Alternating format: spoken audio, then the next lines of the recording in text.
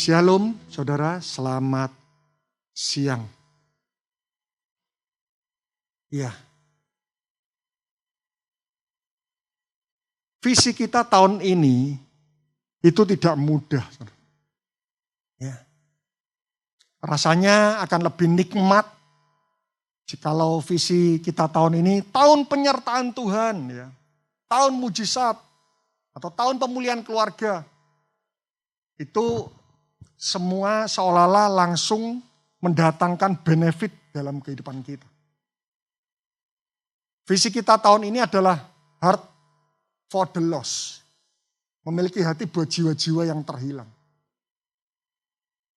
Saya melihat bahwa visi yang paling mendekati jiwa-jiwa itu adalah tahun penuaian. Ya.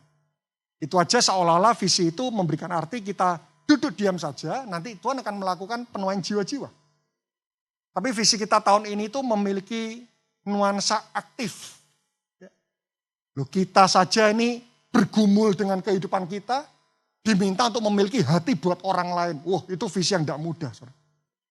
Karena itu kenapa di menit-menit awal saya berikan judul buat khotbah saya, Barrier to Fruitfulness.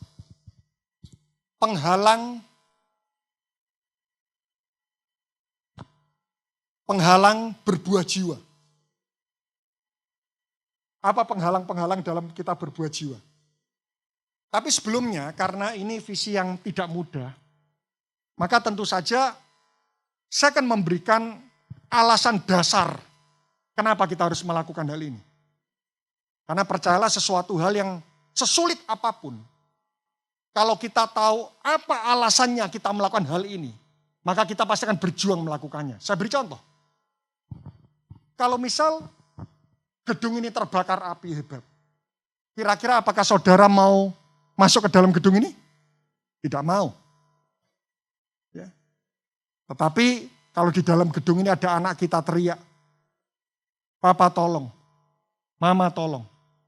Saat semua orang mengatakan gila kamu masuk gedung ini, kita akan tetap melakukan. Kenapa? Karena kita punya alasan untuk itu. Karena itu kenapa saya berikan prinsip dasar dulu. Apa alasan kenapa kita melakukan hal ini? Yohanes pasal 21 ayat 15. Saya ingin memberikan apresiasi buat teman-teman yang jadi PK, jadi helper. Percayalah membimbing orang itu tidak mudah. Bimbing anak sendiri aja sulit. Saudara setuju dengan hal ini? Bimbing anak sendiri aja sulit. Apalagi bimbing orang lain. Saudara. Karena itu kenapa saya memberikan apresiasi buat saudara PK, helper, mentor. Saudara. Kami banyak mendengarkan kisah-kisah yang di luar standar. Saudara.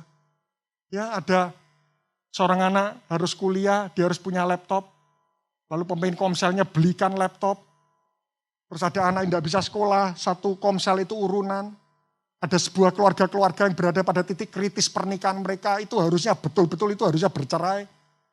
Kami mendengar seluruh anggota komsel ini bantu, bangun semua. Lu mikirin keluarga sendiri aja masih rumit, harus mikirkan keluarga lain. Itu tidak mudah. Saudara. Karena itu kenapa percayalah bahwa mencari orang-orang yang mau melakukan itu hari-hari ini, itu tidak mudah. Saudara. Ya. Itu tidak mudah. Lihatlah 100 keluarga pernikahan. Berapa orang yang mereka mau menginvestasikan hidupnya untuk nolong orang lain? Itu tidak banyak. Karena itu kenapa kami memberikan apresiasi buat teman-teman PK, helper. Di sela-sela kehidupan yang serba sulit ini saudara tetap mau meluangkan waktu, saya tunjukkan. Kenapa kita melakukan ini dan sekaligus ini adalah ayat apresiasi buat saudara yang sudah melakukan. Yohanes pasal 21 ayat 15. Perikop inilah, ayat inilah yang selalu menolong saya pribadi pada waktu saya ngeliat mulai capek semuanya ayat ini. Yohanes 21 ayat 15 sampai 19. Sesudah sarapan, Yesus berkata kepada Simon Petrus, Simon anak Yohanes, apakah engkau mengasihi aku lebih daripada mereka ini? Jawab Petrus kepadanya, benar Tuhan, engkau tahu bahwa aku mengasihi engkau. Kata Yesus kepadanya, gembalakanlah domba-dombaku. Kata Yesus pula kepadanya untuk kedua kalinya, Simon anak Yohanes, apakah engkau mengasihi aku? Jawab Petrus kepadanya, benar Tuhan, engkau tahu bahwa aku mengasihi engkau. Kata Yesus kepadanya, gembalakanlah domba-dombaku. Kata Yesus kepadanya untuk ketiga kalinya. Yesus bertanya sekali itu penting, apalagi Yesus bertanya 3 kali. Simon anak Yohanes, apakah engkau mengasihi aku? Maka sedih hati Petrus karena Yesus berkata untuk ketiga kalinya, apakah engkau mengasihi aku? Dan ia berkata kepadanya, Tuhan, Tuhan, engkau tahu segala sesuatu. Engkau tahu bahwa aku mengasihi engkau. Kata Yesus kepadanya, gembalakanlah domba-dombaku. 19, perhatikan saudara. Aku berkata kepadamu, sesungguhnya ketika engkau masih muda, muda di sini adalah engkau masih baru bertobat, engkau masih jiwa baru, engkau masih bayi rohani. Jadi muda di sini bukan bicara tentang umur, saudara, bukan bicara umur fisik kita, tapi bicara tentang umur kerohanian kita. Ketika engkau masih muda, engkau mengikat pinggangmu sendiri dan engkau berjalan kemana saja kau kehendaki. Waktu kita dulu awal bertobat, bebas. Setelah dari gereja mau pulang, mau shopping, mau ke mall, mau tidur, bebas. Kemanapun kita pergi, kita bisa lakukan. Engkau mengikat pinggangmu sendiri dan engkau berjalan kemana saja kau kehendaki. Tetapi, jika engkau sudah menjadi tua, tua di sini adalah dewasa rohani. Siapa yang mau dewasa rohani? Mau semuanya? Nah, lihat ini. Tetapi jika engkau sudah dewasa rohani, engkau sudah bapak rohani, engkau sudah pembimbing rohani, engkau akan mengulurkan tanganmu dan orang lain akan mengikat engkau. Wow, kalau lagi sendirian ya, saudara yang single, mau kemana pun bebas, mau tidur malam jam 2 pagi bebas. Tapi kalau sudah menikah punya anak, mau pergi keluar pulang jam 2 pagi itu aja kan harus izin kan? Ada yang tidak izin? Ya, kesepakatan pribadi gitu kan. Ya. Engkau akan mengulurkan tanganmu dan orang lain akan mengikat engkau dan membawa engkau ke tempat yang tidak kau kehendaki. Ini sudah capek di gereja. Ya. Sudah jadi mengatur mobil. Pulang gereja maunya tidur, maunya ke mall. Selasa Sincia. Ya, mau potong rambut. Tapi akhirnya harus bimbing lagi anak Komsel. Menuju ke tempat yang tidak kita kehendaki. Dan kita memberikan tangan kita untuk diikat oleh orang yang kita bimbing. Saya tanya, pulang gereja paling enak? Ke mall atau bimbing orang? Nah, bingung kan? Ngomong ke mall kok enggak rohani. Ngomong bimbing orang itu kok susah gitu kan? Ya betul, Mbak, jiwa baru ke mall. Gitu. ya. Dan orang lain akan mengikat engkau dan membawa engkau ke tempat yang tidak kau kehendaki. Itu tidak enak loh, saudara. Bisa enak waktu untuk family. Liburan pun harus ngajak anak yang dibimbing. Kenapa? Karena sambil berlibur agar bermuatan syarat makna. Bimbing juga.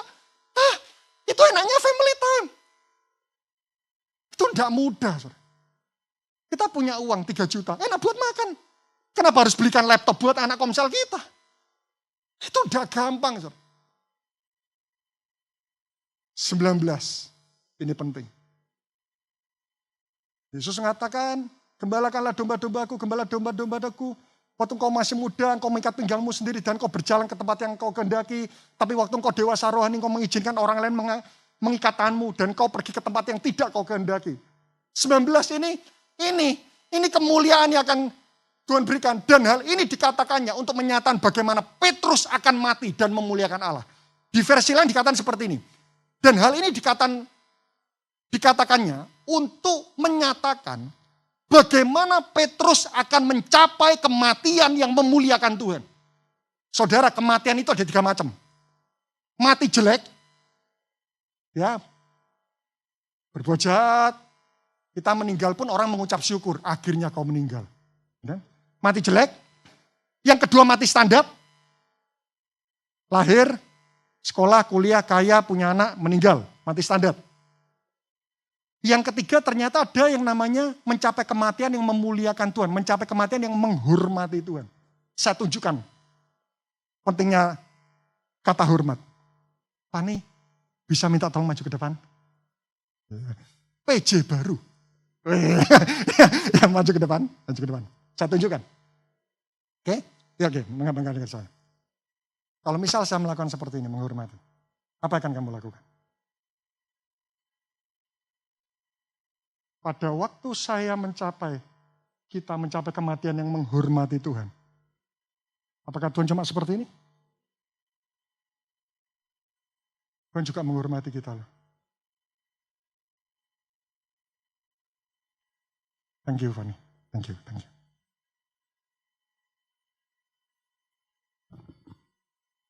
Diginikan sama manusia aja luar biasa loh. Kita meninggal. Tapi kalau yang mengginikan ini, Tuhan.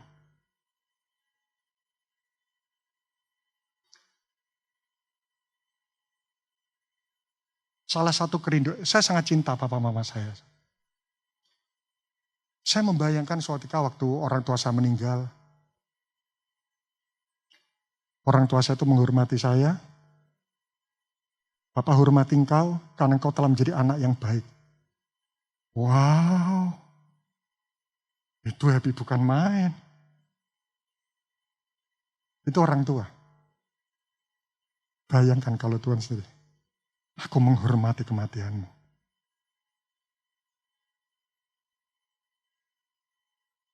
Tapi harganya tidak mudah. Prajurit yang meninggal dihormati itu apakah tiap hari makan bakso saja? Mati karena perang. Semua menghormati. Ada harga. Kita tidak perlulah perang ya ke Papua seperti itu. Nanti saudara mati konyol gitu kan. Tapi sadar enggak? Waktu kau bimbing jiwa, kau sedang perang loh. Kerajaan terang melawan kerajaan gelap. Dan kadang-kadang sadar enggak? Waktu kita bimbing orang, itu serangan itu bisa masuk loh. Wah serangan pekerjaan, serangan apa. Dan kadang-kadang kita tercapek-capek loh bimbing orang. Betul enggak saudara? Pernah enggak saudara bimbing orang yang sudah berbuat baik, tapi tambah mendapatkan feedback yang buruk? Pernah ngalami? Sakno ya. Nah, pernah ngalami? Kita tercapek-capek juga. Karena itu kenapa Tuhan menghormati. Mau dihormati oleh Tuhan. Karena itu kenapa visi ini penting. Ini tidak mudah. Lebih enak seperti ini. Minggu datang ke gereja, setelah itu pulang. Udah selesai. Udah perpuluhan. Lebih susah bimbing orang dibandingkan perpuluhan. Nah, 90% milikku. Loh kalau bimbing orang sudah perpuluhan, 30% diberikan pada anak yang kita bimbing. Itu bahkan berpersen-persen. Visi ini salah satu jalan yang Tuhan tunjukkan bagaimana kita mencapai kematian yang menghormati Tuhan. Saya akan masuk. Penghalang berbuah jiwa. Wah, ada halangan pasti. Iblis tidak suka kita mati dihormati Tuhan. Iblis tidak suka. Kasih penghalang semua. Lukas 8 ayat 26. Di sini berapapun umur kita tidak ada yang pensiun dini. Amin. Kalau kita masih diizinkan hidup sampai saat ini, bahkan satu hari ke depan, Tuhan punya rencana. Atas muka bumi, atas kota kita, atas keluarga kita, melalui nafas kehidupan kita satu hari ke depan. Tuhan kita itu Tuhan yang tidak seperti ini. Kalau kuizinkan hidup itu cuma faktor kebetulan atau aku lupa ngangkat. Lupa. Enggak. Dalam Tuhan tidak ada pensiun. Bukan tua-tua keladi. Makin tua makin berapi-api. Apa bedanya? Beda loh. Anak muda semangat melayani Tuhan. Sama ada orang usia 70 tahun. Tetap melayani Tuhan. Itu beda. Saudara melayani Tuhan yang usia 70 tahun. Itu masih jauh dari saya. 50 tahun lagi baru saya mencapai 70 tahun. Ya, bentuk keyakinan iman. Ya. Itu beda loh. Usia 70 tahun melayani. Itu yang 30 tahun semua minder. Tuh. Saya ingat papa saya ini tidak punya kaki. Tapi dia cinta beribadah. Dia kalau ke gereja, dia setir mobil sendiri. Dia turun, itu semua beberapa jemaat langsung menyiapkan kursi roda. Tapi suatu ketika, saya lupa itu lagi sepi atau enggak. Papa saya itu sama kursi rodanya itu naik ke gereja. Nah, naik ke gereja itu ada seperti apa ya? Naik antajam. Waktu dia naik, berat badannya terlalu ke belakang, jatuh jempalik. Kepalanya kena lantai. Mama saya telepon, papamu jatuh. Lu kenapa? Pergi gereja pakai kursi roda. Tahun ini papa saya akan ke Surabaya. Saya bingung mbak kesini bagaimana. Mungkin saya akan gendong. Jatuh. Dan setelah jatuh, besok paginya Senin, tiba-tiba datang ke gereja, telepon toko bangunan, kirimkan pasir, bata, semua. Mama saya cerita, kamu taunya apa yang dilakukan papi? Papa saya bukan full time. Dia gereja, itu tangganya terlalu curam. Dia duduk di lantai panas, nyemen. Tujuannya apa? Biar enggak ngerepotin orang kalau pergi ke gereja. Itu orang-orang ngelihat, malas ke gereja, minder. Akhirnya dia pergi gereja lagi, tenang, saudara. Tidak terganggu. Bapak Ibu, makin kita berumur, kita akan menjadi semakin punya potensi besar untuk memberi contoh kepada anak-anak kita yang masih muda. Saya pernah datang di ibadah lansia, itu 500 orang, saudara. Itu singernya, itu usianya 60 tahun semua. Karena memang ibadah lansia. Ya. Itu dia nyanyi, suaranya ya enggak bagus-bagus amat. Ya bukan enggak bagus amat, memang enggak bagus. Saudara. Itu saya lihat, itu 60 tahun singer. Saudara. Wah, itu yang usia 30 tahun. Ngelihat, minder. Itu enggak usah khotbah yang usia 60 tahun. Selama kita masih hidup, kita melayani Tuhan. Itu langsung, yang 30 tahun langsung minder itu. Tidak ada pensiun. Tidak ada pensiun. Kita kan pensiun kalau Tuhan izinkan. Kapan itu? Setelah kita meninggal. Lukas 8 ayat 26. Aduh, saudara nanti baca sendirilah ya. Ini kisahnya bagaimana orang gila di Gerasa. Dia suka mengganggu sampai dia itu diikat. Terus akhirnya Tuhan menyembuhkan orang Gerasa ini. Langsung loncat ayat 30.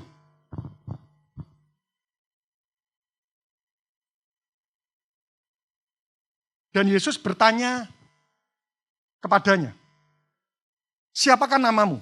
Jawabnya, Legion. Karena ia kerasukan banyak setan. 31. Lalu setan-setan itu memohon kepada Yesus supaya ia jangan memerintahkan mereka masuk ke dalam jurang maut. Adalah di sana sejumlah besar babi. Kalau besar itu 1000. Sedang mencari makan di lereng gunung. Lalu setan-setan itu meminta kepada Yesus supaya ia memperkenankan mereka memasuki babi-babi itu.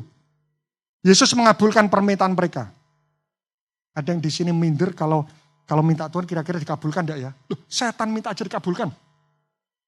Ini setan minta aja dikabulkan. Wah, kalau kita anaknya minder minta sama Tuhan, kira-kira Tuhan kabulkan enggak ya? Keliru. 33. Lalu keluarlah setan-setan itu dari orang itu dan memasuki babi-babi itu. Kawanan babi itu, kok kawanan? Jadi kelihatannya sebagian. Di versi yang lain dikatakan seluruh kawanan babi itu terjun dari tepi jurang ke dalam danau lalu mati lemas. Setelah penjaga babi itu melihat apa yang terjadi, mereka lari lalu menceritakan hal itu di kota dan di kampung-kampung sekitarnya. Wow, ada orang gila, kerasukan setan, ribuan setan suka mengganggu, Yesus datang dipulihkan. Lalu penjaga babi itu melihat, mereka lari menceritakan. Kira-kira mereka lari gembira, antusias atau ketakutan? Kalau misal di kampung Anda ada orang gila, betul-betul. Terus tiba-tiba kedatangan hamba Tuhan disembuhkan. Kira-kira happy enggak? Ya enggak sih. Bingung ya. Ya. Harusnya gembira dong. 35. Dan keluarlah orang-orang itu, orang-orang untuk melihat apa yang telah terjadi.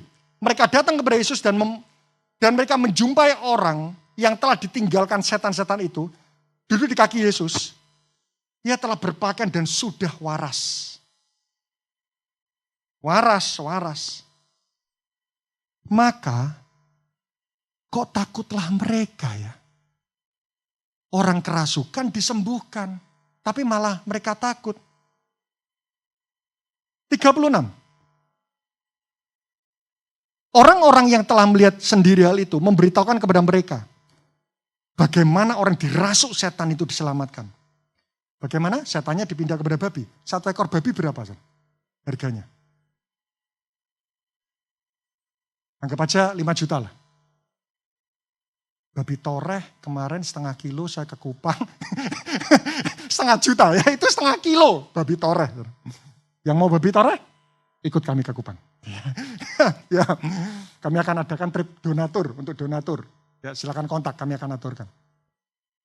Jadi kalau 1.000 babi, 1 babi 5 juta itu 5M. Ayat 37. Lalu seluruh penduduk daerah Gerasa meminta kepada Yesus supaya meninggalkan mereka. Sebab mereka saat ketakutan. Kenapa mereka kok tidak gembira ya? 1 orang dilepaskan. Kenapa malah mereka takut? Masalahnya 1 orang harganya 5M. 1.000 babi. Kalau 2 orang, 10M.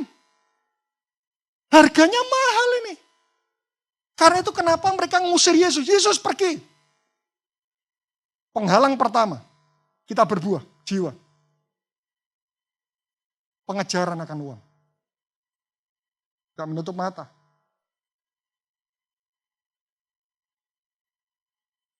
Ditambah lagi, saudara bisa melihat di hari-hari terakhir, 2 Timotius 3, 2 Timotius pasal 3, secara cepat, ayat 1. Ketahuilah bahwa pada hari-hari terakhir akan datang masa yang sukar. 2 Timotius 3, ayat 1. Pada hari terakhir akan datang masa yang sukar, nomor 2, ayat 2. Manusia akan mencintai dirinya sendiri dan menjadi hamba uang. Waduh, selalu mencintai diri dan menjadi hamba uang, itu korelasinya itu selalu kuat. Terus berikutnya tidak mempedulikan agama yang terakhir. Ayat yang ketiga, tidak tahu mengasihi. Tidak mudah. Sekitar tahun 2000, waktu itu saya pertama kali saya melayani Tuhan. Ayo melayani. Oh itu banyak yang mau. Itu dipersulit malah tertantang. Saya ingat dulu pada waktu tahun 2000 saya daftar melayani tukang parkir. Ngosek WC. Ada setiap minggu sekali training. Itu semangat setiap bulan itu kurang lebih ada sekitar 40 orang. Setiap bulan. Saat ini mencari pelayan Tuhan itu sulit. Itu susah. Ditambah lagi, saudara bisa melihat usia bumi makin bertambah, manusia makin egois. Ke depan ke gereja yang cuma ngeliat ini apa? Metaverse kan? Itu lucu juga. Saudara di kamar, saudara bisa loncat sendiri, nangis-nangis sendiri, rebah-rebah sendiri dan bangun-bangun sendiri kan? Bayangkan kalau ke depan sudah seperti ini, semua makin individualis. Loh, sekarang saja semua gereja itu berperang untuk meng-onsite-kan lagi. Itu susahnya bukan main. Sudah terbiasa online. Saudara pernah ngikuti ibadah online? Kalau enggak, awas lo ya. Berarti selama pandemi kemarin saudara ibadah ya.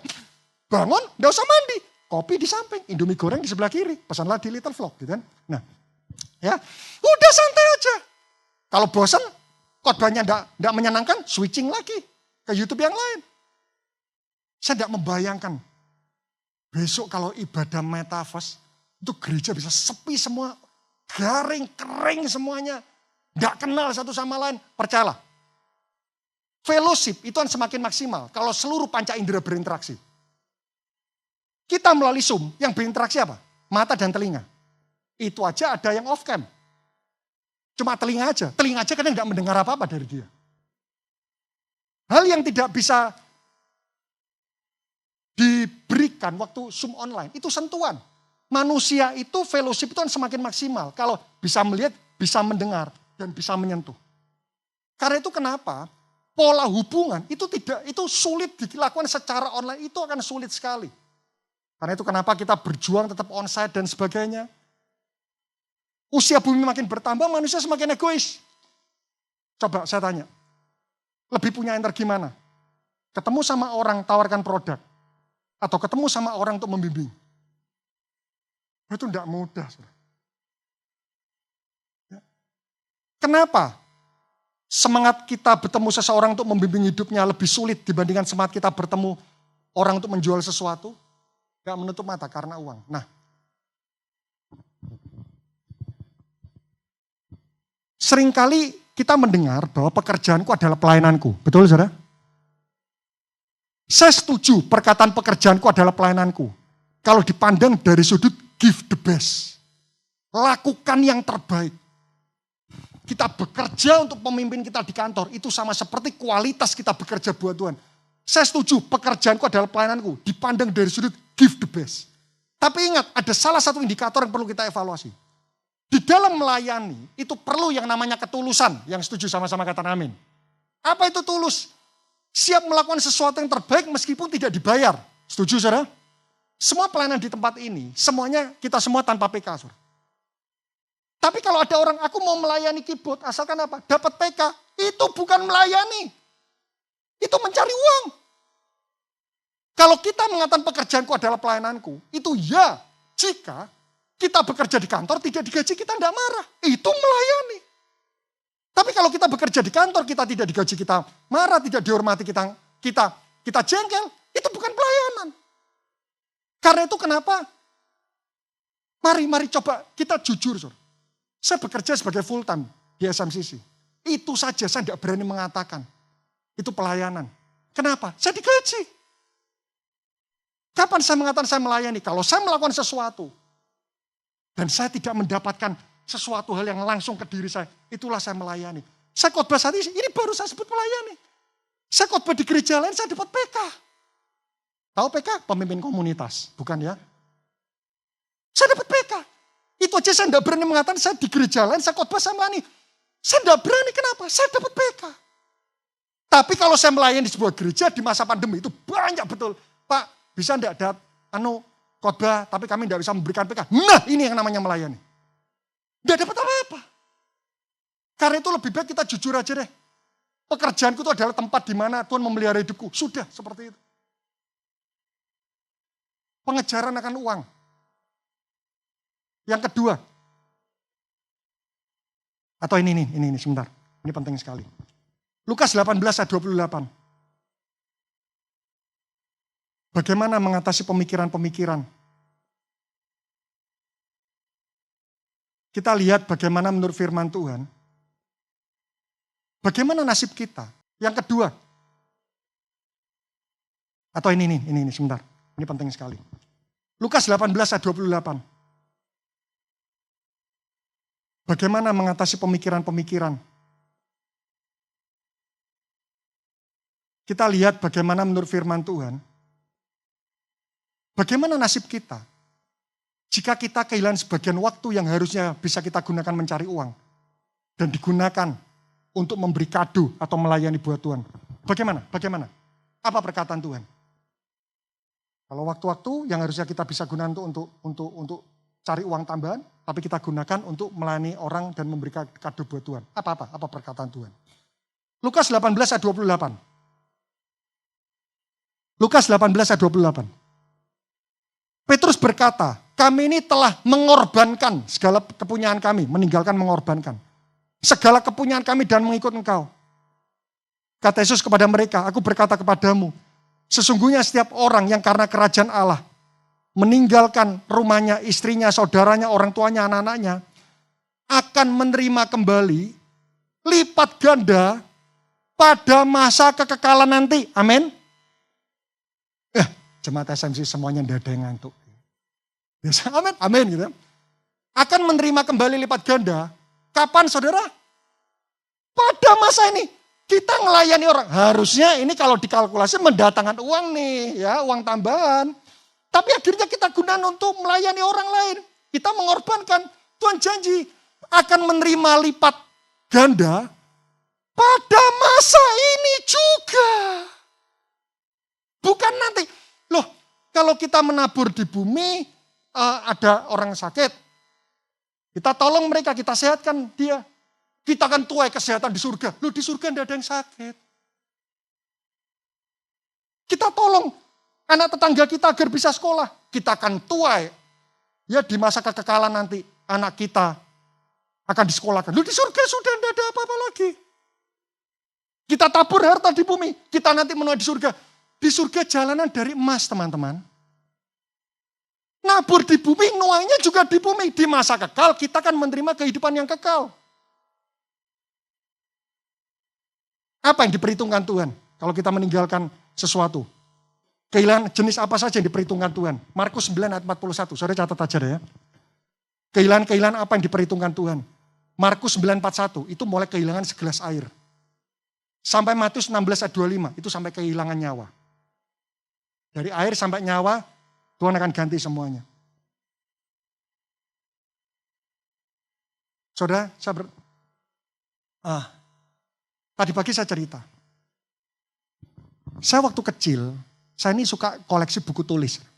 Jadi semua buku tulis itu saya koleksi ya, tipis, tebel semuanya. Ini ada yang senyum-senyum, kelihatannya kesukaannya sama gitu. Saya kumpulkan dari kecil-kecil, notes-notes kecil, sampai warna-warni, sampai besar semuanya. Bahkan saya kumpulkan berbagai jenis diari yang dulu pakai gembok. Ada yang pernah ngalami? Ya, usia kita serating. Ya, itu pakai gembok. Itu saya kumpulkan semuanya ya. Saya kumpulkan semuanya. Terus saya juga suka ngoleksi pensil. Segala macam pensil. Suatu ketika, orang tua saya kado saya sebuah pensil untuk melengkapi koleksi saya. Ini paling saya suka. Saya lupa waktu itu kalau tidak salah di dalamnya itu ada air yang bisa gerak-gerak seperti ini ya.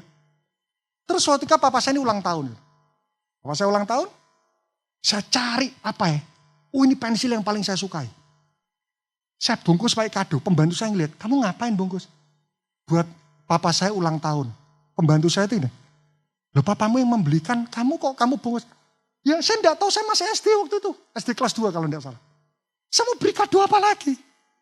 Saya bungkus, saya berikan ke papa saya. Tapi satu ulang tahun ya, ini hadiahnya. Papa saya buka. Loh ini kan pensil yang papa berikan. Iya, itu yang paling nyocukai. Nyobrikan kepada papi. Waktu itu saya masih tidak ngerti. Ya, padahal waktu itu papa saya sudah punya deretan pensil. Saya berikan. Papa saya terima. Tapi setelah diterima, kalau saudara orang tua. Anak saudara beri kado, lalu kado itu yang terbaik diberikan pada kita. Kira-kira apa kita cuma terima aja? Beberapa waktu kemudian, saya diberi kado pensil bermacam-macam sama. Kita memberikan kado buat Tuhan. Kado yang terbaik yang bisa kita berikan adalah kado jiwa. Nah, kita mengatakan, kalau engkau satu orang bertobat, seluruh surga bersukacita, Tuhan itu segamblang. Ada yang di sini suami istri, saya sering kali tanya sama istri saya, Non, kamu ulang tahun pengen apa? Kenapa? Karena saya ini paling sulit membelikan kado. Sudah kamu ngomong daripada aku ini bergumul, merenung, berpikir, dan salah juga. ya, kamu ngomong. Dan kadang istri saya ngatakan, enggak kamu mikir. Gitu kan? Ini Tuhan wis jelas lu ngomong. Kamu berikan kado buat aku yang terbaik. Jiwa sudah jelas. Cuma packagingnya ini yang penting. Kadonya pasti diterima. Tapi ingat enggak?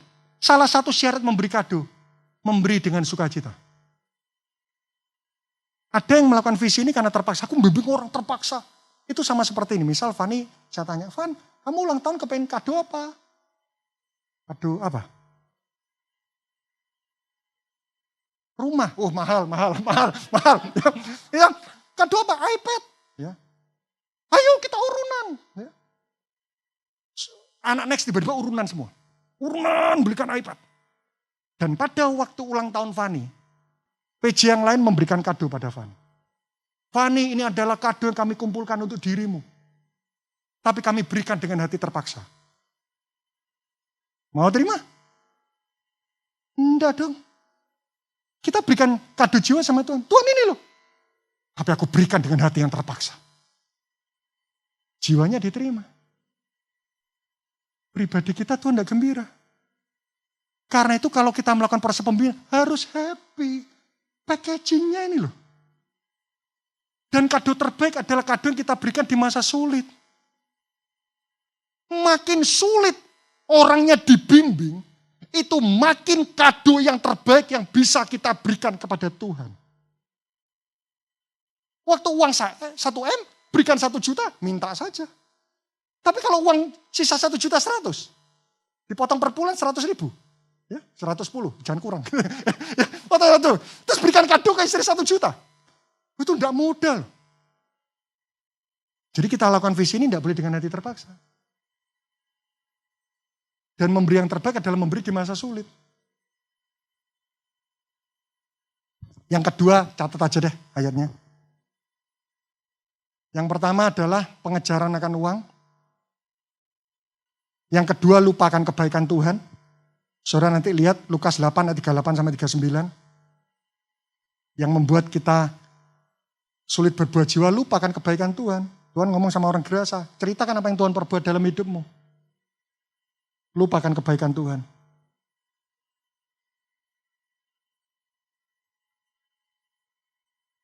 Yang sudah menikah, melayani pasangan susah atau mudah? Susah atau mudah? Susah. Saya bilang susah kok. Susah ya. Apa yang membuat kita punya energi tetap melayani pasangan kita? Kita mengingat kebaikan dia. Ingatlah kebaikanku, non. Ya. Kok jadi ajang curhat gini kan? Ya, lupakan kebaikan Tuhan. Kalau kita mengingat kebaikan Tuhan, kita mudah sekali melayani Tuhan. Yang ketiga, takut kehilangan teman. Takut kehilangan teman atau sahabat. Mungkin geng Tuhan sudah gerakan, misal saya untuk menyentuh Suhe. Tapi geng saya, itu jengkel sama Suhe. Saya mau nyentuh Suhe, nanti akan kehilangan teman. Saudara nanti baca ayatnya. Ayat 35-37. Ya. Saudara bisa lihat suatu ketika Yesus datang ke rumah Matius pemungut cukai. Itu orang Farisi bilang, kenapa Yesus mau datang ke tempat itu? Untung murid-muridnya pede. Ya terus kenapa? Saya ingat, saya tutup cerita terakhir. Dulu pada waktu saya SMP, itu ada salah satu murid baru, dia itu albino. Saya khawatir salah lagi. Saudara. Tadi di ibadah pagi saya mengatakan libido. albino. Saya mengatakan libido. Ya. Dia albino. Dia albino. Nah, dan anak ini itu dibully habis-habisan. Jadi kalau di sekolah pukul dari belakang. Kalau kita kerja kelompok, dia tidak diajak kerja kelompok. Saya ngeliat itu sedih betul. Tapi saya takut nolong dia. Saya takut deketi dia. Kenapa? Ditolak sama teman-teman saya. Jadi saya cuma diam gitu ya. Saya ngeliat dia betul dipukuli. Saya sampai ingat namanya sekarang. Dipukul Pak gitu ya. Mainan semua bermain. Kamu udah boleh ikut ya. Karena kamu paling beda sama kita. Saya mau berteman itu saya takut. Kenapa? Takut ditolak oleh teman. Dan tiba-tiba Tuhan ingatkan. Kenapa kadang kita ini sulit menjangkau orang? Karena mungkin takut kehilangan teman. Takut ditolak. Ya satu sisi saya mengerti ada orang-orang yang punya masa lalu takut tertolak. Tapi saya perlu ingatkan seperti ini. Kalau saya punya orang tua diabetes, saya punya gen diabetes enggak? Tapi saya diabetes atau tidak, itu tergantung pola hidup saya. Saya mungkin punya masa lalu tertolak mungkin. Ya, enggak juga sih gitu ya. Tapi misal, ya, mungkin ada di antara Anda punya masa lalu tertolak. Kita punya gen sensitif dapat tertolak. Tapi kita mau pulih atau tidak, itu tergantung bagaimana gaya hidup kita. Saya punya orang tua diabetes, saya diabetes atau enggak, memang gen ada. Tapi itu terserah saya bagaimana saya mau menghidupi diabetes atau tidak. Saya menjaga hidup saya bisa pulih. Saya bisa tidak terkena diabetes, sama. Mungkin di antara kita ada punya masalah tentang masalah ketertolakan. Kalau ditolak teman semuanya. Tapi kita mau pulih atau tidak, kita tidak bisa menyalahkan masa lalu kita. Tergantung bagaimana cara kita menjaga kehidupan kita. 3 hal ini saudara. Yang pertama pengejaran akan uang. Yang kedua lupakan kebaikan Tuhan. Dan yang ketiga adalah takut kehilangan teman atau sahabat. Mari kita berdoa. Ya Tuhan, ya Tuhan, ya Tuhan. Kami sadar bahwa melakukan firman ini itu tidak mudah. Karena itu kenapa engkau mengatakan bahwa buat orang-orang melakukannya, menggembalakan domba, membimbing seseorang, dia akan mencapai kematian yang dihormati oleh Tuhan. Kami berdoa, kami sadar di dalam kehidupan kami, di dalam tubuh kami, itu tidak ada yang baik. Segala sesuatu yang baik itu berasal dari Tuhan. Karena itu kami berdoa sungguh-sungguh. Tuhan, terus limpahkan kasih-Mu kepada kami.